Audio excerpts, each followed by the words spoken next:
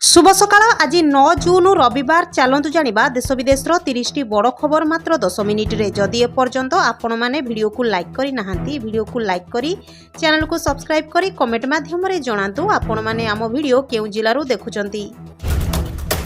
पांड्यान को clean chit देले पूर्वतन मुख्यमंत्री नवीन पटनायक। पांड्यान को संपर्क में चलिथिबा समालोचना को से निंदा करिसंती। नवीन पटनायक कहिसंती पांड्यान को नै जहा सबु समालोचना हेउछि ताहाकु मु गभीर भाबरे निंदा करूछि। एठारे सूचना दिया जाई पारे कि राज्य रे बीजेडी रो विपर्जय लागि भिके पांड्यान को ही दायी करा जाउछि। नवीन पटनायक को लोकप्रियता और 24 वर्षर स्वच्छ शासन सत्वे चलित निर्वाचन रे से हारिबार मुख्य कारण पांड्यान बोली कहा जाउछि। राज्य रे ग्रीष्म अवकाश परे विद्यालय गुड़िक खोलिबाकु थिबारु एहा पूर्वरु स्वच्छता सुनिश्चित करिबाकु विद्यालय और गणशिक्षा विभाग निर्देश देइछि। आसंता 18 तारिख रे स्कूल खोलुथिबारु एहार एक सप्ताह पूर्वरु समस्त सरकारी एवं सरकारी अनुदान प्राप्त उच्च माध्यमिक उच्च प्राथमिक और प्राथमिक विद्यालय गुड़िकर श्रेणीगृह और परिसर को सफा करिबा सह आसबाबपत्र और पानी टांकी सफा करिबा उपरे विभाग गुरुत्व प्रदान करिछि। सेही भली छात्र छात्री मध्याह्न भोजन निमंते रोषेई घर और अन्यान्य आनुषंगिक व्यवस्था करबा लागि मध्य निर्देश दिया जाइछि। ओडिशा छुईची मौसुमी। आकलनर 4 दिन पूर्वर दक्षिण ओडिशा छुईची मौसुमी। आज मालकानगिरी अधिकांश अंचल में मौसुमी सक्रिय थिबा जणा पड़िछि।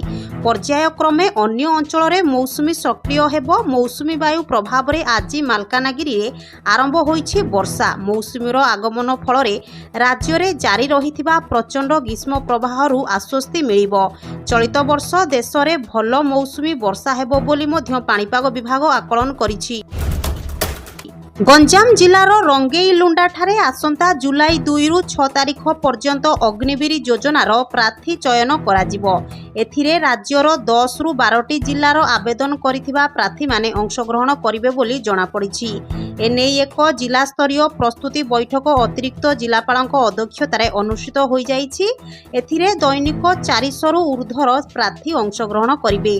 बैठक रे आर्मी एडी कॉलेज रो कर्नेल आनंद विस्तृत विवरणी प्रदान करिथिले। आसंता 10 तारिख रे बसिबो बीजेपी विधायक दल बैठक। एही बैठक रे घोषणा होई पारे नुआ मुख्यमंत्री ना। 10 तारिख संध्यारे शपथ नेबे नूतन मुख्यमंत्री। विधायकों सहमति परे विधिवत भावे ना घोषणा करिवे केंद्रीय पर्यवेक्षक। भुवनेश्वर एक घरोई होटेल रे अनुष्ठित हेबो बैठक। दलीय सूत्र अनुसार ओडिशा रे प्रथम थर बीजेपी एकाकी सरकार गढ़िबाकू जाउछि। एने मुख्यमंत्री पद पई रेस रे अनेक नेतांको ना चर्चा रे रही। संबलपुर सांसद धर्मेंद्र प्रधान को ना सबुठारु आगरे थिबा बेले बैजयंत पंडा, सुरेश पुजारी, प्रताप षडंगी, गिरीश मुर्मू, राज्य सभापति मनमोहन सामल, अपराजिता षडंगी को ना मध्य चर्चा रे रहिछि। उच्च माध्यमिक शिक्षा परिषद द्वारा परिचालित युक्त 2 इंस्टांट परीक्षा निमंते आसंता 11 और 12 तारिख रे फॉर्म पूरण कराजिबो। प्रथम पर्याय रे चलित मास 1 रु 5 जाए फॉर्म पूरण होइथिला। द्वितीय पर्याय रे आसंता 13 तारिख सुधा आवेदनकारी सेमानकर प्रमाणपत्र अपलोड पई सुजोग दिया जाइछि। युक्त 2 कला वाणिज्य विज्ञान एवं धंदामूलक शिक्षा रे चलित मास 28 तारिख रे इंस्टांट परीक्षा पई 20 तारिख रे एडमिट कार्ड प्रदान कराजिबो। जुलाई 15 रे परीक्षा फल प्रकाश पाइबो बोली उच्च माध्यमिक शिक्षा परिषद परीक्षा नियंत्रक कहिसंती। एनडीए बैठक परे नरेंद्र मोदी को नेता भावरे चयन करा जाइछि। तेणु आज कैबिनेट रे प्रधानमंत्री भावरे शपथ ग्रहण करिवे नरेंद्र मोदी। एथिपाई महामहिम राष्ट्रपति द्रौपदी मुर्मू मध्य मंजूरी देई सारिछंती। आसंता रविवार संध्या 7:15 रे मोदी प्रधानमंत्री भावरे शपथ नेबे। एहा परे मोदी कैबिनेट रो तृतीय पर्याय आरंभ हेबो। देश रे पुणी थरे मोदी मैजिक देखिबाकू मिलिबो एवं भारत रे आरंभ हेबो मोदी 3.0।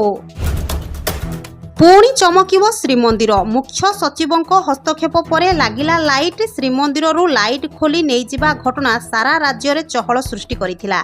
शनिवार निजे मुख्य शासन सचिव प्रदीप जेना हस्तक्षेप परे स्थिति बदलिछि। लाइट खोली नैथिबा संस्था शनिवार पुणी लाइट लगाइछि। राज्य रे सरकार बदलिबा परे श्रीमंदिर परिक्रमा मार्ग रे आलोकीकरण दायित्व रे थिबा ठिका संस्था राताराती लाइट खोली नहीं जिबा परे सारा राज्य रे चहल सृष्टि होइथिला। यूपी लोकसभा निर्वाचन फलाफल को नहीं उत्साहित हो उठी कांग्रेस। वर्तमान दल जून 11 रु जून 15 पर्यंत राज्य में धन्यवाद यात्रा करिबो। एही यात्रा माध्यम दल राज्यर समस्त 403 विधानसभा आसन में पहुंचबो एवं जनसाधारण को कृतज्ञता जणाइबो एवं कांग्रेस नेता राहुल गांधी एवं प्रियंका गांधी को वार्ता जनसाधारण निकट में पहुंचाइबो। दलर वरिष्ठ नेता और कर्मी माने एही यात्रा रे अंशग्रहण करिबे बोली आशा करा जाउछि। ओडिशा जुग्म प्रवेशिका परीक्षा बा ओजेई रो फलाफल प्रकाश पाइछि। गत मास 6 रु 10 तारिख पर्यंत ओजेई परीक्षा अनुष्ठित होइथिला। प्रत्येक दिन 3टी शिफ्ट रे कंप्यूटर बेस्ड टेस्ट बा सीबीटी माडरे परीक्षा करा जाइथिला। परीक्षार अवधि 2 घंटा विशिष्ट रहिथिबा बेले राज्यर 30टी परीक्षा केंद्र और राज्य बाहरर 3टी केंद्र रे परीक्षा चलिथिला। राजस्थान मुख्यमंत्री भजनलाल शर्मा लोकसभा निर्वाचन आचार संहिता हटिबा परे कृषकों लगी आज बड़ घोषणा करिसेंती। राजस्थान सरकार कृषकों संबल वृद्धि लगी किसान सम्मान निधि रे 2000 टंका वृद्धि करिसेंती। Rajasthan CMO officer official X account रे ए विषय रे सूचना प्रदान करा जाइछि। राजस्थान रे एही राशि को 6000 रु वृद्धि करी 8 करा जिबाकू घोषणा करा जाइछि। आशा करा जाई पारे ओडिशा रे बीजेपी सरकार आसिले ओडिशा रे मध्य किसान टंका वृद्धि करा जिवो। राज्य में आसंता 17 तारिख पर्यंत ग्रीष्म प्रवाह जारी रहिबा नै भुवनेश्वर आंचलिक पाणीपाग विज्ञान केन्द्र अनुमान करिछि। एही समय दिनर सर्वोच्च तापमात्रा 43 रु 44 डिग्री सेल्सियस छुईबार संभावना रहिछि। प्रबल ग्रीष्म प्रवाह नै आज पई बरगड़ बलांगीर और नुआपड़ा जिला को सतर्क सूचना जारी करा जाइछि। सेही भली बालेश्वर भद्रक जाजपुर केन्द्रापड़ा कटक जगतसिंहपुर पुरी खोर्धा नयागढ़ गंजाम और गजपति जिले में आर्द्रता वृद्धि पाइबा सह गुळुगुळी हेबार संभावना रहिछि। आज शपथ ग्रहण करिबे मोदी। प्रधानमंत्री नरेंद्र मोदी को शपथ ग्रहण समारोह पाई दिल्ली रविवार दिन हाई अलर्ट रे रहिबो। पारामिलिटारी कर्मचारी एनएसजी कमांडो ड्रोन एवं स्नाइपरंकर परि बहु उच्च स्तरीय सुरक्षा एही कार्यक्रम पाई राष्ट्रपति भवन रे नियोजित हेबो बोली दिल्ली पुलिस रो अधिकारी सूचना दैछंती। एही समारोह को निमंत्रित होइतिबा सार्क राष्ट्र मान्यगण्य व्यक्ति को उपस्थिति एठारे देखिबाकू मिलिबो। सुरक्षा व्यवस्था गत वर्ष G20 शिखर सम्मिलनी बेले होइतिबा सुरक्षा सह समान हेबो। महिला को स्वावलंबी करने सह सेमानकु आर्थिक विकास जोगाई देबा पाई अविरत प्रयास जारी रखिचंती सरकार। सुभद्रा योजना समेत आहुरी अनेक योजना रे सरकार सहायता महिला विकास उत्स पलटिछि। एही भली एक योजना हेउछि विश्वकर्मा योजना। एथिरे महिला को मागणारे सिलाई मेसिन दिया जिबा सह 9000 टंका मध्य प्रदान करुछंती केंद्र सरकार। दिव्यांग महिला माने मध्य एही योजना रे शामिल होई पारिबे। एही योजना रे गाँ और सहरर महिला माने अंतर्भुक्त। नीट अर्थात जातीय योग्यता प्रवेशिका परीक्षा 2024 फलाफल समग्र देश में छात्र छात्री मानकु द्वंद्व पकाइछि। फलाफल बातिल करा जाऊ किंबा पुनर्बार परीक्षा करा जाऊ बोली दाबी करी छात्र एवं सेमानक अभिभावक माने सारा देश में विरोध करुछंती। ऑल इंडिया रैंक रे 67 जन छात्र समान केन्द्रर 6 जन टॉपर ग्रेस मार्क एवं एहा पूर्वरु पेपर लीक मामला को नहीं जातीय परीक्षा एजेंसी बा एनटीए उपरे प्रश्न उठिछि। समस्त छात्र छात्रींको पाई एक निरपेक्ष एवं स्वच्छ मूल्यांकन प्रक्रिया निश्चित करने से पुनर्परीक्षा पाई अनुरोध करिसेंती। अष्टादश लोकसभार प्रथम अधिवेशन जून 15 रु आरंभ होइपारे। सूत्ररु प्रकाश जे गृहर सदस्य भाव में नवनिर्वाचित प्रार्थी शपथ ग्रहण सहित प्रथम अधिवेशन जून तृतीय सप्ताह आरंभ हेबो। कहुछि जे शपथ ग्रहण 2 दिन पर्यंत जारी रहिबो। एहा परे नूतन बाचस्पति निर्वाचित हेबे। सूत्ररु प्रकाश जे एहार परदिन राष्ट्रपति द्रौपदी मुर्मू लोकसभा और राज्यसभार मिलित बैठक रे संबोधित करिवे एवं एही अधिवेशन को आनुष्ठानिक भावे उद्घाटन करिवे। निर्वाचन हारिबा परे बीजेडी को लागिछि आउ एक शक्त झटका। दलर जड़े वरिष्ठ नेता बीजेडी छाड़ी बीजेपी रे सामिल होइछंती।